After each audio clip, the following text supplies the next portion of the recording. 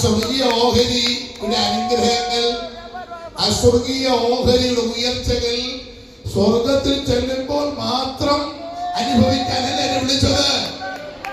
എഫെസ്യ ലേഖനം 2-ാം അധ്യായം 7-ാമത്തെ വാക്യത്തെ വായിക്കുന്നു. ഒരാൾ ശബ്ദമേറ്റ് വായിച്ചോ.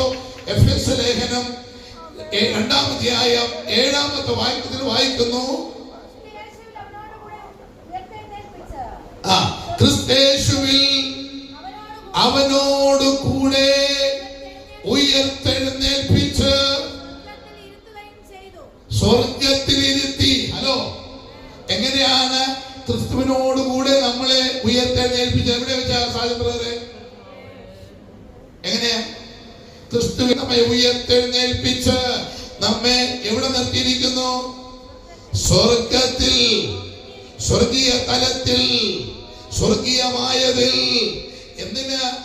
നമ്മെ ക്രിസ്തുവിനോടുകൂടെ നമ്മെ ഉയർത്തെഴുന്നേൽപ്പിച്ച് ആ സ്വർഗീയ തലത്തിൽ എത്തിയിരിക്കുന്നത് സ്വർഗത്തിൽ എത്താൻ വേണ്ടി മാത്രമല്ല, ആ സ്വർഗീയരായി തീർന്നവർക്ക് ഒരു ഓഹരി വെച്ചിട്ടുണ്ട്. അത് ഈ ലോകത്തിൽ വെച്ചുമുണ്ട്, വരാനിരിക്കുന്നിടത്ത് വെച്ചുമുണ്ട്. Hello, praise the Lord. അപ്പോൾ ക്രിസ്തുവിലൂടെ നമ്മെ ഉയർത്തെഴുന്നേൽപ്പിച്ചു എന്ന് പറഞ്ഞാൽ ക്രിസ്തുവിൽ സ്നാനപ്പെട്ട് നാം അവന്റെ മരണ പുനരുത്ഥാനത്തോടെ ഏകീഭവിച്ച് നാം അവൻ വെള്ളത്തിൽ നിന്ന് പൊങ്ങി വന്നപ്പോൾ ക്രിസ്തുവിൽ ഉയർത്തു.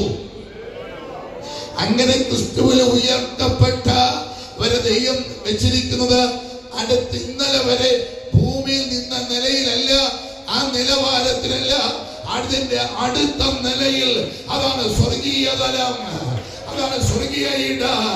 ആ നിന്ന ഇടത്തല്ല, നിന്നെ അടുത്തൊരു തലത്തിലേക്ക്, ആ സ്വർഗീയ തലത്തിലേക്ക് ദൈവം എന്നെ നിർത്തി. കൈ പോലും കൊണ്ടുവന്നിട്ടില്ല. ഈ പോലെ അങ്ങനെ നിന്നെന്ന് എനിക്ക് അറിഞ്ഞുകൂടാ. അന്നങ്ങ് സ്നാനപ്പെട്ടേ ഉള്ളൂ എന്ന ചിന്തിക്കുന്ന പുള്ളികളോട് ഇല്ല.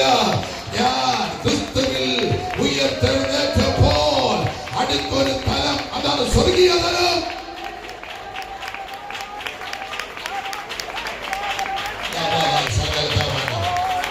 യേശുവിന്റെ നാമത്തിൽ, യേശുവിന്റെ നാമത്തിൽ ഒരു ദൂത് പറയാം.